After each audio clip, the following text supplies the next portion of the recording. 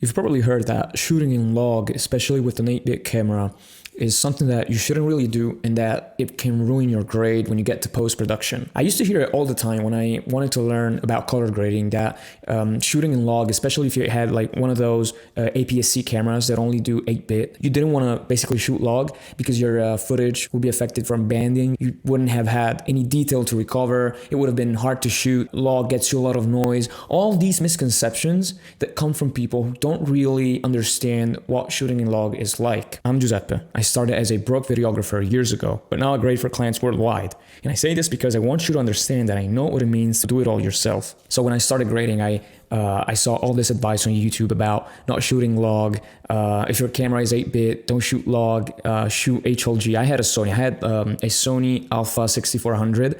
That camera was a good APS-C camera for the price, but it shot S-Log3 if you wanted it to, but it wasn't 10-bit. It was only 8-bit S-Log3. And I remember every YouTuber in the videography space just talked about how you should never shoot S-Log3 if your camera doesn't do 10-bit, because 10-bit is so magical, it changes everything. So the first misconception is that log footage is impossible to grade, it's too flat, and it's too complicated. A lot of these YouTubers, especially if you come from the YouTube space and you try to learn grading by watching YouTube videos, they'll talk to you about other color profiles. I used to shoot on Sony, so you've got like Cine 4 HLG. I don't know if you remember, if you've been doing this for a few years, you probably remember when HLG got popular in 2020 around that time, and everybody was praising it because it was similar to log, but they talked about it like it was easier to grade, which doesn't make any sense. At most, HLG is harder to grade. And I'm going to show you why. So, Sony's, right? When you purchase a Sony camera, let's say an FX30 or an A7 III, let's say, you've got S-Log2, S-Log3, and you've got a bunch of different profiles. I think you get Cine 3, Cine 4, HLG, as I just told you, and a bunch of similar profiles that are not as flat as log, but still not as contrasty as Rec 709. Rec 709 just is a normalized image. It's basically what every display uses, okay? If you record on your camera without any picture profile, you're just recording Rec 709. If you record with your phone, you're just recording Rec 709. So that's what I mean when I say Rec 709. It's the name we give to that color space and that gamma. And what was I telling you? So all those color profiles, you don't realize they're doing you more harm than good. Why? Because there is not a single way to properly convert them to Rec 709. So let's say that one day you get interested in film looks and you want to emulate a film look with your footage, but you didn't shoot it in S-Log3, let's say. Or it could be any other type of profile from any other type of camera, any type of log from any type of camera, but you didn't shoot log. You shot with a weird profile that nobody knows about. It's just, it's made from your camera manufacturer. It's not recognized by DaVinci. You don't have any LUT to convert it. It's basically something that you need to convert by eye. You need to adjust it with your exposure, your contrast, and your saturation once you're in DaVinci. So let's say one day you decide to go the film look route and you decide to emulate a film with your footage. What happens when you realize that you didn't shoot log? What happens is that you can't properly convert your footage. I'm gonna show you what I mean in a second. I want you to pay attention to this. So every time you hear somebody say that a certain gamma is easier, maybe a certain picture profile is easier to grade, once you get to the grading section of your video, of your process, once you get to grading, know that they're lying or they don't know what they're talking about. If you have a camera that is so bad at capturing log, or if you're so scared of log, just shoot Rec 709 and don't worry about it. I'm a colorist and I'll tell you that I've graded short films in Rec 709. You can do that. What I'm gonna tell you is that when I graded music videos shot in HLG, Cine 4 and the likes, the experience was so painful that you really wanted to ask yourself, why did I shoot it this way? I'm gonna tell you a secret. There's two types of people. There's the preset pirate, and he's the guy that just downloads LUTs from the internet. He doesn't know how to grade his footage. He just messes with contrast. He gets a clip, applies a LUT, doesn't know what the LUT is doing, adjusts the intensity of the LUT. Like it makes sense to adjust the intensity of sound. Like if I adjusted the intensity of the CST in my grades, and he gives a little contrast at a clip, whether the clip needs it or not. And he maxes out his scopes just because he's being told to do that, not because he knows why to do that. and he calls it a day. And that's it for him. That's color grading. His skin tones look trash. The grades don't look cohesive. His work is all over the place. Then there's a few amount of people who I call the color kings. And the color kings are the guys like us actually interested in grading the footage that they shoot. If you're part of this group, you're already ahead of 90% of your competition that just doesn't care about the quality of their final product. So let's get to the point. So you might have seen people tell you that if you have an 8-bit camera, you shouldn't shoot log. And I completely disagree. That's a lie. I think they don't know what they're doing if they talk about it. A lot of people are spoiled because they work with high-end cameras, especially a lot of colorists.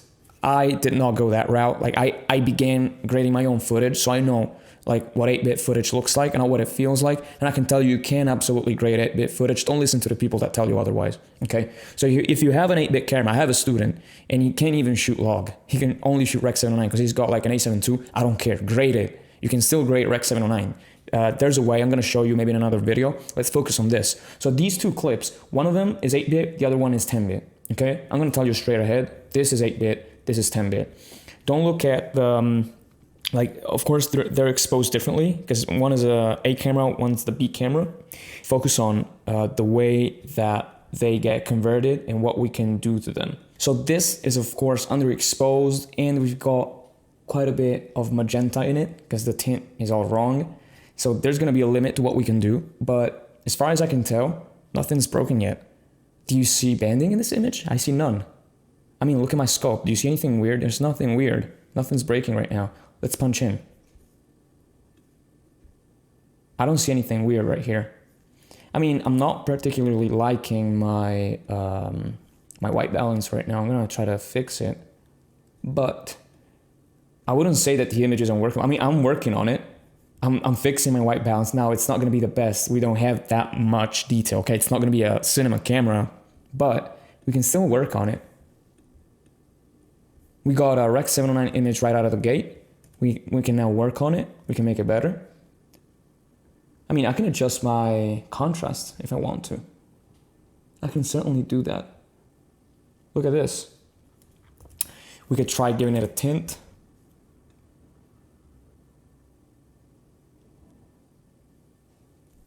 We could also try playing with our curves right here.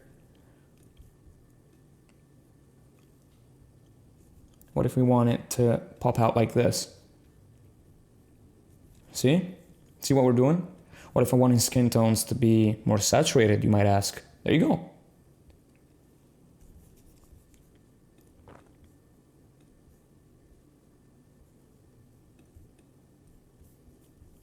What if we want more blue in the water? Like in the official grade that I did for this video, I had the water more blue than it is right now, so we can absolutely go that way.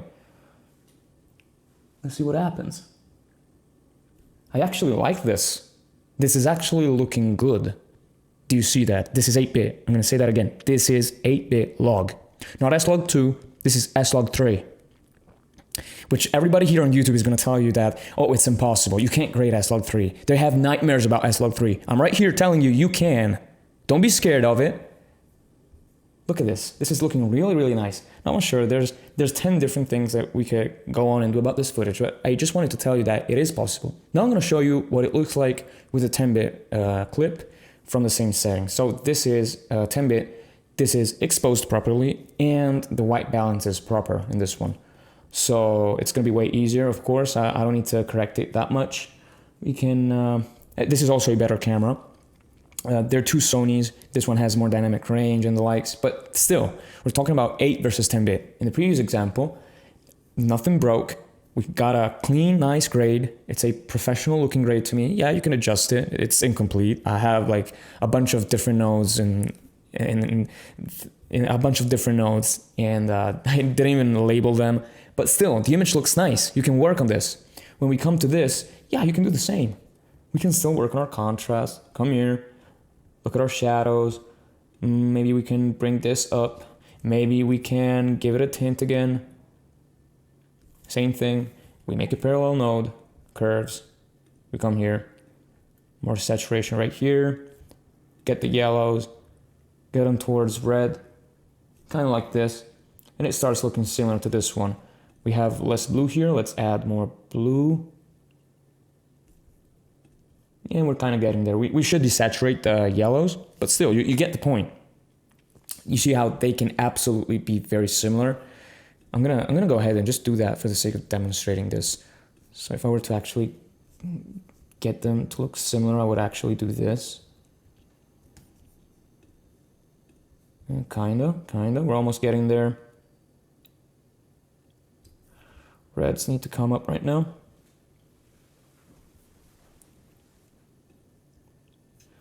Exposure needs to go down. Look at them. Did I not just match 8-bit log to 10-bit log right in front of you from a MacBook? I'm not even in a color grading suite right now, but I just did it. So I think this demonstrates my point pretty clearly. And we started with an 8-bit image that wasn't even shot properly. So again, I'm gonna ask you, why are you afraid of shooting log? Man, stop wasting your time with Cine 4, HLG, or weird color profiles that just make your life harder. I mean, sometimes, yes, shooting Rec 709 can absolutely be easier because when you shoot Rec 709, you get basically contrast and saturation baked in from your camera. You can still grade that. You're gonna have less latitude. You have basically a more dense image. So if your camera really struggles with log, shooting Rec 709 might be the better choice. But as I just showed you, man, if you're careful with it, if your image isn't just broken by itself, you can absolutely shoot log. Compared to when you shoot a weird color profile, you're not working in log, but you're not even working in Rec 709. So you can't use CST. You can't get a clean conversion. You can't get a proper film print emulation. You can't do none of that. And all of your work is just guesswork because you've got to guess what the normalized clip should look like. You've got to go by eye, and that's not something that you want to do. Listen, don't ever be the guy that goes about it just by cranking saturation and contrast, basically. Don't be that guy. If you want more quick, no fluff grading tips, hit subscribe. God bless you.